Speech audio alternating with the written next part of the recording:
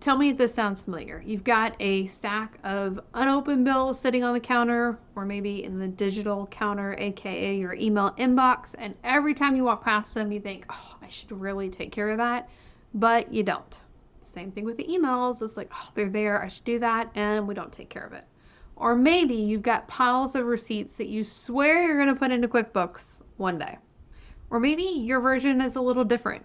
You tell yourself you're trusting the universe to provide, while deep down, you're really just scared to look at your actual numbers. If that's you, you might be in one of the avoider roles.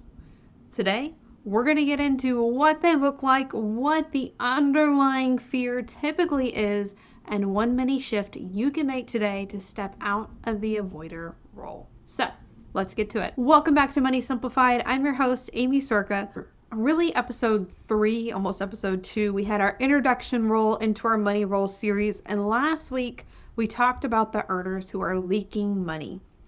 But in this series, we're pulling back the curtain on the hidden roles that we play with money. They aren't who you are. They're just characters, actors, roles that you've slipped into. And of course, the best part is you can choose a new role at any time. So in this episode, we're going to explore some of the most common money roles of the avoiders, how they show up in everyday life, and small shifts you can make to step into something healthier. So let's dive in. I've got 5 more roles, so 5 avoider roles, and we're going to talk about the sneaky ways that keep you stuck and what you can do to step out of them. And again, as we get into this, remember, this isn't shame, this isn't judgment. These roles aren't permanent. They're just scripts that you've slipped into, and you can choose a new role at any moment. The first avoider we're going to talk about is the bill dodger. So this could be like envelopes piling up somewhere. This can be all of the emails in your inbox unopened. But really, this could be, we've got unopened envelopes on the counter. We've got deleting emails without even looking at them, and deleting important emails, not just like the ones that aren't actually important. Or maybe you skip opening your QuickBooks, bank account, all of those things because it feels overwhelming. And this is quite common because, like, behind the scenes, the underlying thing that's showing up here is it feels safer not to know. Our body, our subconscious mind, we're trying to create safety. It's really phenomenal. It's fascinating to dive into and learn how your nervous system works and how it's trying to protect you, how efficiently it protects you, right? So it feels safer not to know.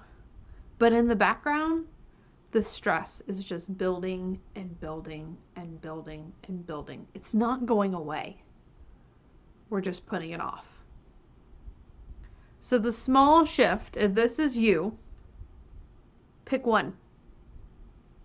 Pick one thing that you're going to tackle. Is it those emails that you're scared to open? Schedule it. I'm going to open it at this time. Or is it that stack of envelopes, the physical mail that you're going to have to go through? Or is it QuickBooks, your accounting software, whatever it might be? Schedule a time. Ideally today. Spend 15 minutes on it. And set the timer, right? Because then it feels contained. It doesn't feel like it's going to take this whole thing. Often, when you get into it and you start with 15 minutes, you'll want to work on it longer to get it taken care of. But even if it's just 15 minutes, that's progress. This is a large part of the reason why Execution Lab exists, is to help you do the things that you need to with your money, because we don't make time for it. It's not the bright red flashing light. So today, make it a bright red dot and get rid of your red dots. Okay? That's the bill dodger. The second role that I see show up in the avoiding collection, I guess, is the receipt collector. Now, this could be literal receipts, or it can be digital receipts. Again, some of these, we're talking about tangible things, and in a digital age, we don't necessarily have the tangible, but we still have it. It's just digital. Either way. So we're collecting all the receipts. We're putting it in your purse or the glove box or a junk drawer, or put it in a box, and you got a system for it. And putting all the receipts somewhere, or you've got them all in their email, and they're all taken care of. You've got them all, right? And that whole I've got the receipts, the belief here behind the scenes is like, I'm responsible. I've got this. And like, I'll take care of this someday. But right now it's chaos. And then we kind of end up that we avoid it as well. Like, it doesn't actually do anything. Like, it just piles up and we create this work for later because we don't actually want to handle it. But we're holding on to the receipts because you're responsible, right? You got this. And again, no shame, no judgment. We've all done all of these things, right? We've all fallen into these roles. It's about our awareness and catching yourself and like, oh, that was silly. We'll choose a different role. And we'll get to the end. 3 weeks, we'll talk about the role that you want to step into. The money role here, the ideal money role that we want to embody. Okay? So your mini shift, if you are a receipt collector, handle them. Take care of the receipts. Once a week, once a month. What is it? Instead of just letting them pile up and we don't actually need them, process them. Are you digitizing them? Are you scanning them into QuickBooks? Do you even need them? Take care of it. Process it. Take the action. You're responsible, yes, but take the action to handle the things that we need to. All right. Oh, this is a fun one. I see this one so often. The one-day organizer. So the one-day organizer says, I'll get my system set up when I make more money. Maybe you buy the planner or the software and you never use it. You said, maybe you heard last week when we talked about automating our savings or our profit, and you're like, oh, okay, I'll do that later. I'll do that one day when I make more income, then we'll do it. Then I'll take care of that. I'll set up my bookkeeping once I'm making more money. I'll budget once I have the income. The problem with this is the delay creates more chaos later. And your body knows it. Your nervous system knows it. So then we self-sabotage and we won't make the money to protect ourselves from the chaos that we know is coming. When you have the systems in place before the money shows up, before all of the income that you want to create, and if it's shown up now, fantastic. Put the system in place now. Stop putting it off. Because systems save you money now. Have these things, do them now. Take care of them.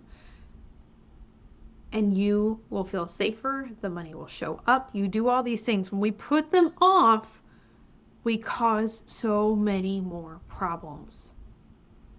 So choose a system. Your mini shift, mini action step. If you have fallen into the one-day organizer, what's one system, one place that you were putting off that you could work on now? Is it your bookkeeping? Is it your business budget? Is it enrolling in the Unstoppable experience? What are we putting off, say, one day? Don't delay the chaos. It doesn't have to be chaos. Get the support. Have it be simple. But don't put it off. Because it's costing you money. It's costing you your impact. There are people out there that are waiting for you to help them. You've got to do what you were called to do so that you can go help others. All right, next one here, our fourth one for today is the Hopeful Improviser. They rely on optimism. It'll all work out instead of actually looking at the numbers. They will use feminine energetics as almost like a shield. Okay? So we're declaring money's going to come, it's going to show up, but we're really just avoiding the money. We're not checking the bank account. We're not doing anything. We're putting our trust in the universe. We're like, it's going to show up, but you're not doing your part of the equation. You're not taking any action. We don't have that stewardship in place. We're spending money because I believe it's going to show up, but then we're panicking when the overdrafts hit and we're overspending. There's a balance here. So the Hopeful Improviser is just relying, and it's a one-legged stool. Like, it's not balanced. So behind the scenes, what's going on is The faith and the optimism and the belief, those are so important. That trust that you have in the universe is so important. But you got to have the strategy with it. You've got to pair it with the action. You've got to have the things in place. You got to plant the seeds, right? That's the analogy. You have to plant the seeds so that the rain can come. So your mini shift for today, if you are like, oh yeah, okay, I've been the hopeful improviser, I haven't done the things. Another thing here, maybe you've thought about doing the thing. You thought about checking your bank account. If you thought about sending the sales email and you feel like you've done it, like go back and look at what you've actually done and we'll see how much you thought about it versus how much you actually did, right? Okay, so your shift today, be as simple as checking your bank account if you're avoiding your bank account. If you're avoiding sending the email to give the opportunity for people to work with you, send the email. And yes, I firmly believe that with seeds we have planted in the past can still be watered. They can still show up. They can still come in now. But again, we're working on both. Okay? The final role in our avoider category is the hider. And the hider is not telling their partner or their coach or maybe even themselves what's really going on with money. They avoid discussing the finances with the people that they have in their life, the support systems they have in place. So maybe you're working with a coach, but you won't talk about the finances. Now, that we can do like a whole caveat on like business coaches versus a financial coach and when you need both. We actually have an episode on that. I can link to that. Because there's value in those things. But you can hire a business coach who has general financial knowledge, but there's power in going specific. Like if this is an issue, there's power in going specific. But you're avoiding talking about it if you're hiding it.